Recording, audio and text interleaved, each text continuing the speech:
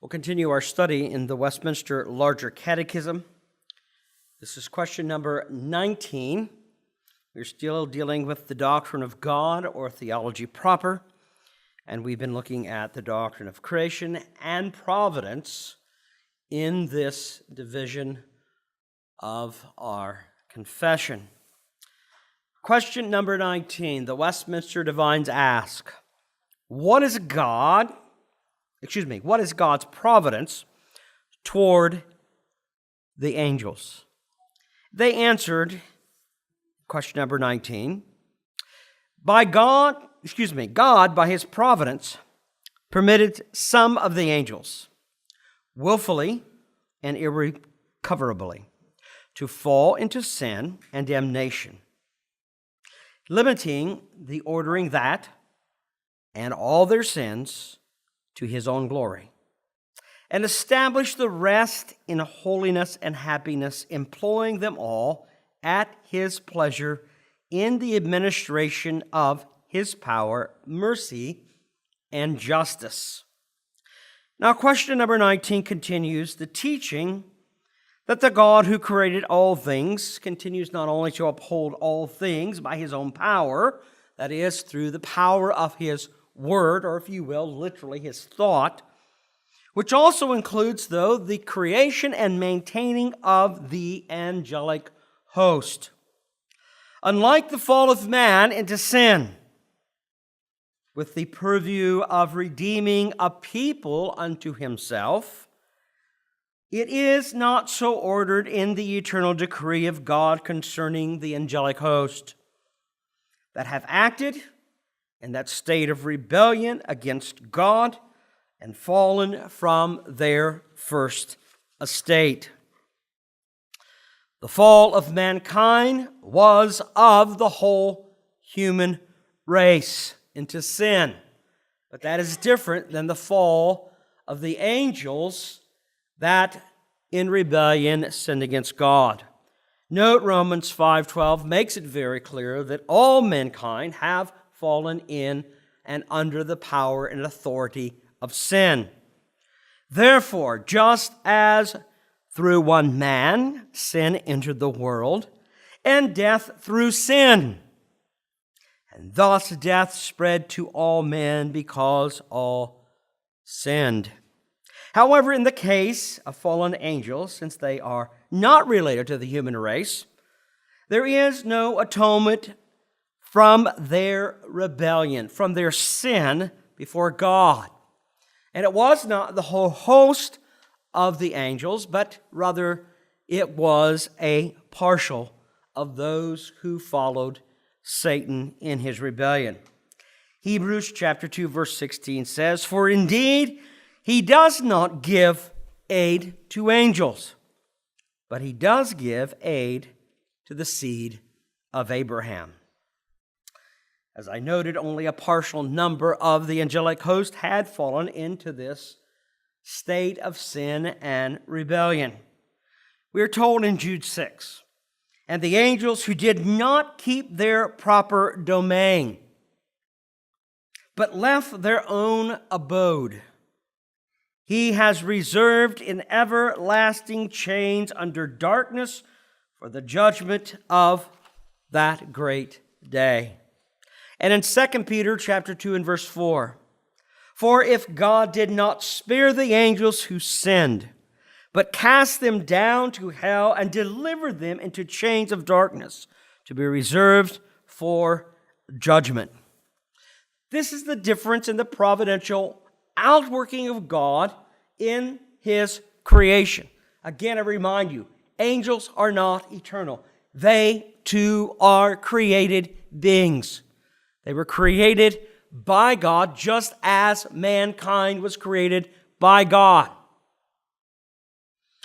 But while Adam sinned, and as the federal representative of all mankind, all men therefore have fallen into sin, so not with the angelic host.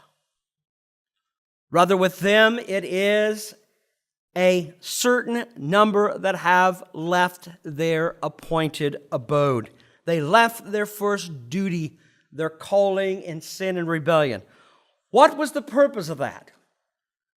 We do not completely have all the answers, because God simply did not spend that much time explaining to us the nature of His eternal purpose in those who have fallen in sin. We know it is according to His decree. We know that it fits within the understanding of the secondary causes by which Adam will fall into sin and rebellion, and therefore it was appointed in that way so that God is not the author of sin, though we know He is the efficient cause of sin. He Himself is not its author. But through the rebellion that takes place in the heavenly host, in that the angel comes, Satan comes, the serpent comes, if you will, to the garden, to come and to deceive.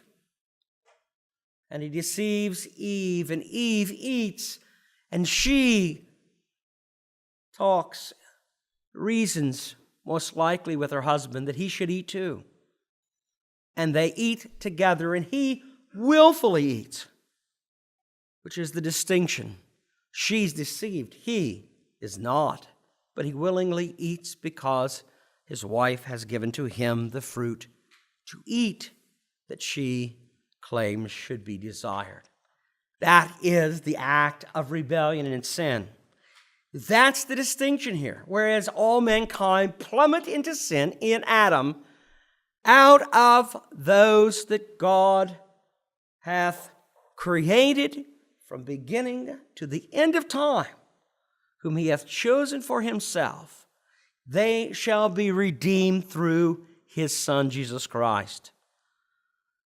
But of the angelic host, they had a role to play and a purpose. And we understand that within the greater context of Revelation, as it is explained to us from point to point in Scripture, although there is no direct explanation as to the purpose where God says other than this was according to His will and according to His counsel.